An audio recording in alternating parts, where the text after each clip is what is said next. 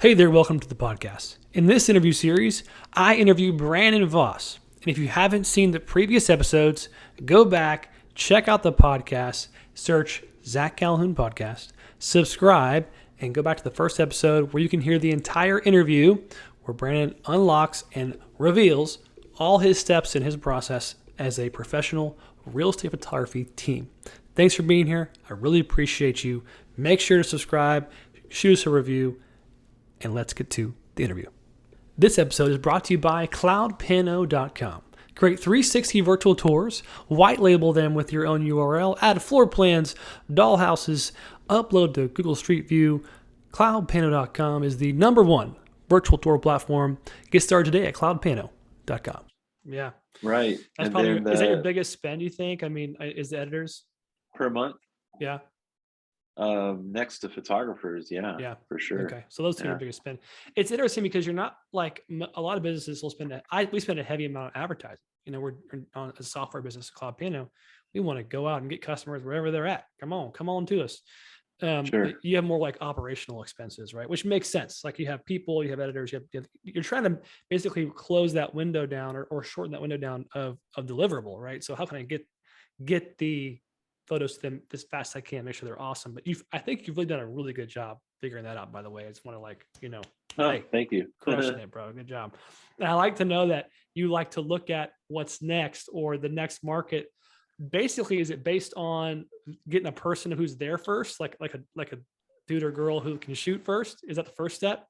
And then you start to Yes. go sell there? Okay. So that's I was Right. gonna ask that question. If I did it the opposite way, it's a lot harder because Galveston right now is going to have a pretty decent trip fee. Like depending on the Mhm. photographer, could It's be hard. 50 It's to harder to 70 break in. dollars. Yeah. And Okay. it's hard to get into that market when there's a trip fee. Like agents Yeah. just don't like it. It would be better if I built that price into my package.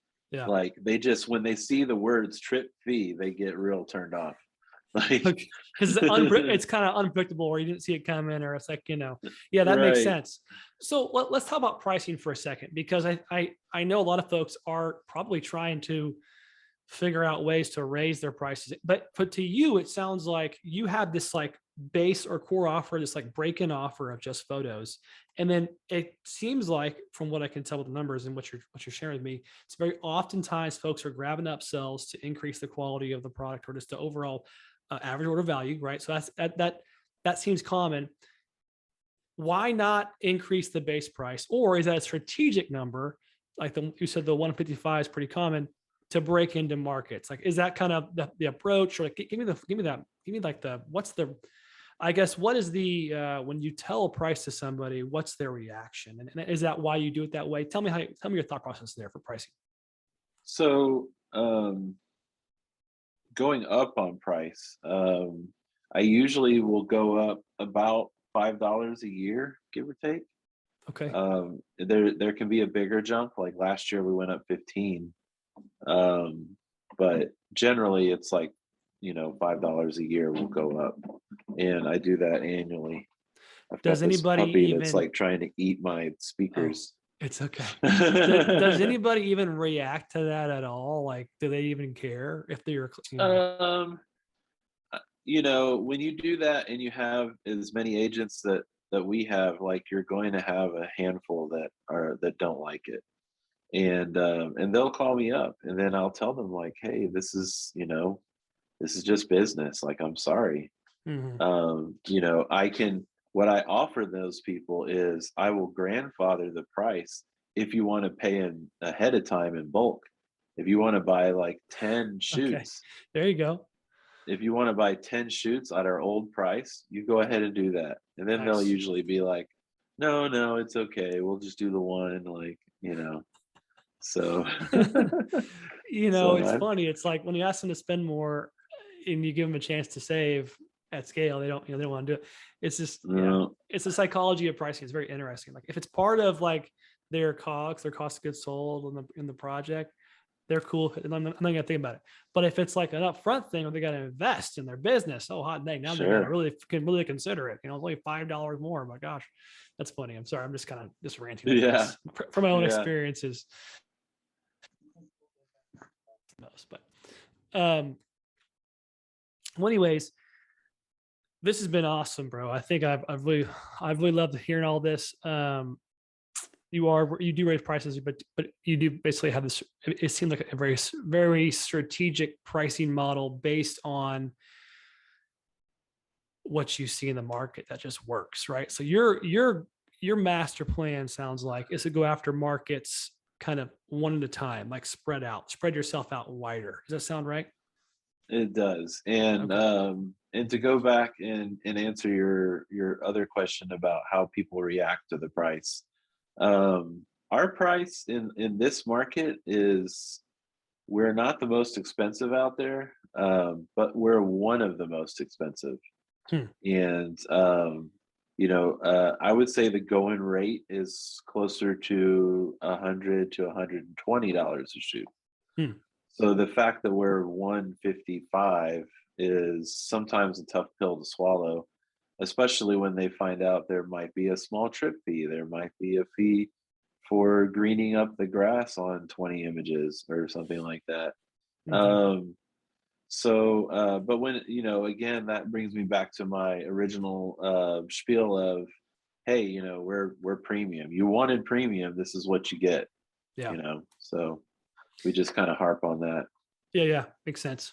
And I'm sure your administrator is probably really good at quieting those anybody who complains. But and I'm sure you have, like any market, you have those that are really great customers who just order, never talk to you, never complain ever. Then you have the ones Oh who yeah. like order very little and spend very little and complain the most, right? I'm sure you have a lot of that kind of stuff going on. Because you're just dealing with so many different types of customers. But cool. It's Well, funny when I get every now and then I'll get an agent. I've used you.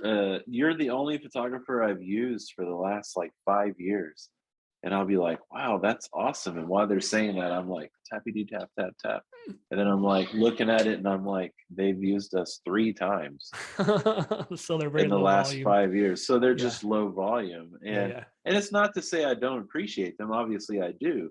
Yeah. It's like, in fact, it might almost mean more to me when I find that I have an agent that's only used me 3 times in the last 5 years, but I'm the only person they've used. That almost means more to me than somebody that uses me 10 times a month, just because, like the one that uses me 10 times a month, they don't think anything about it. They just do it.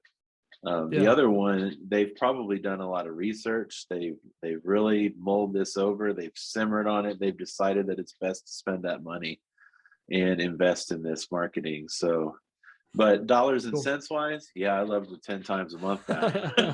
Yeah, all day long. Cool. All day long. That's great. That's great. That's really cool.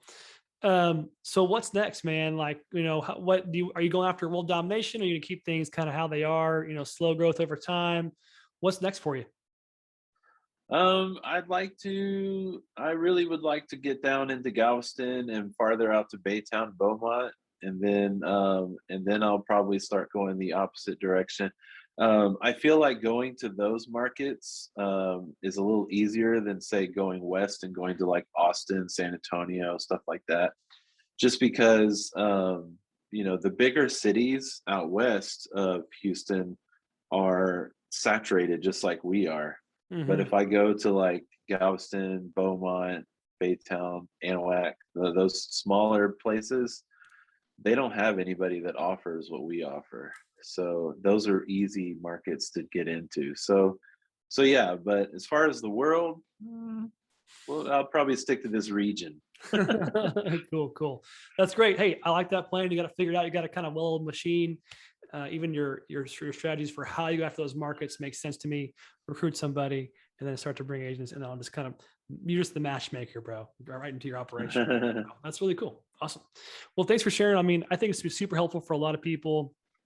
I think it's simple. I mean, it's really simple. I'm not oversimplifying what you're doing. You're doing great work. I love it. I think it's a really cool operation. But at the end of the day, like you keep it pretty dang simple, and then you just let let a lot of customers complicate stuff, right? Because you have a lot of people you're serving. That seems to be like Right. what makes a lot of sense to me. So thanks so much for thanks so much for your time. And you can say hi to my little son here. He jumped in here. But yeah, so we'll shut it down right here. It was a great episode. Hey, this episode Sure. sponsored by cloudpano.com. There we go. let's get together again soon. Okay. Thank you so I much for your love time. that. All right, talk to you later. All right, Brandon. Have a good Bye. day. Thank you for listening to this episode. To get an automatic notification of our next podcast episode, make sure to subscribe on your favorite podcast platform and leave us a positive review on iTunes, Spotify, Google Play, or wherever you enjoy your podcast listening. Thanks again for being here. I really appreciate you. Keep hustling, and I'll see you in the next episode.